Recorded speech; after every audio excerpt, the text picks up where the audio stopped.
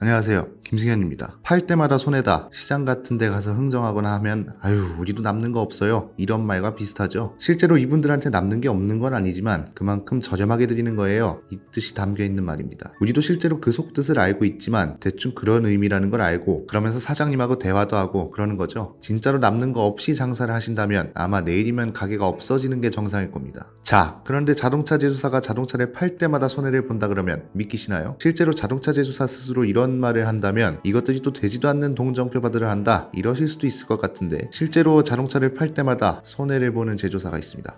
부가티입니다.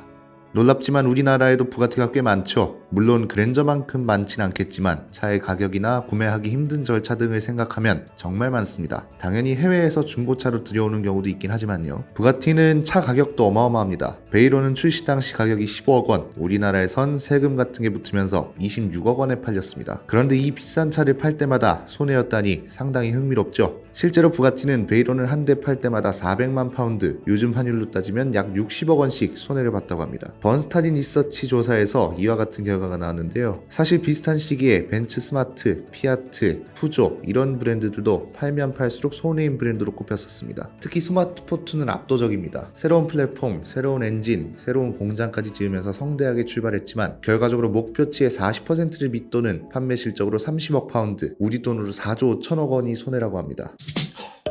어쨌든 이 친구들은 결이 좀 다르죠. 대중 브랜드인데 계속 손해만 본다는 건 경쟁력이든 뭐든 문제가 있는 거죠. 이 조사를 2013년에 영국의 경제주간지 이코노미스트가 했었는데요. 이들이 조사한 손실내는 업체와 모델 10위권에 BMW는 없다면서 왜 최고의 자동차 제조사인지를 입증했다고 말하기도 했습니다. 그러나 부가티 베이로는 조금 다릅니다. 오히려 손해보며 파는 걸 모든 자동차 제조사가 배워야 한다고 합니다. 그 이유는 간단합니다. 부가티와 부가티 브랜드에 속한 자동차들은 대중적인 차들이 아니기 때문입니다.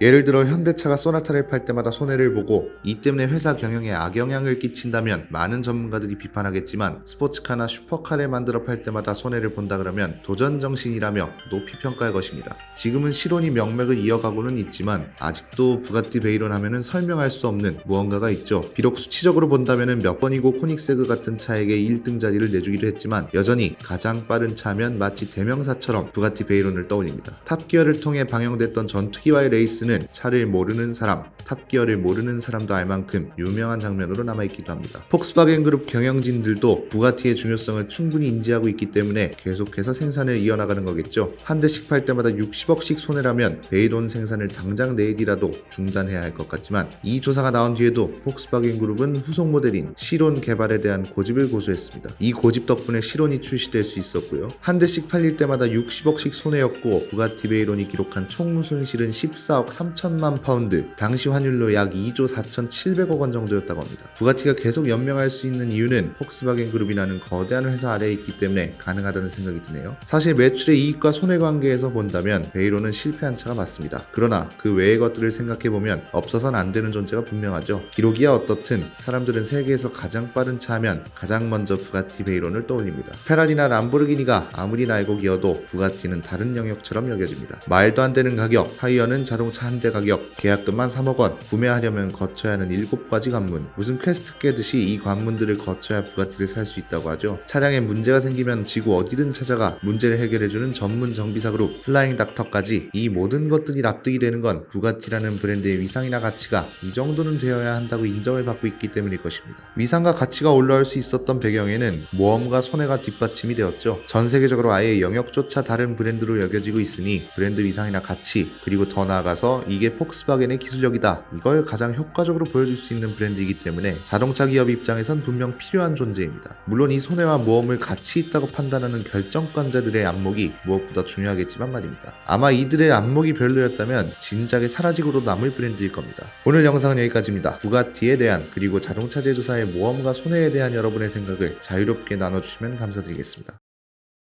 정차할 때마다 심한 진동이 생긴다는 중대한 결함이 이슈가 되는데도 인기 모델들의 인기가 계속해서 유지되는 적당히 지저대다가 알아서 조용해질 겁니다.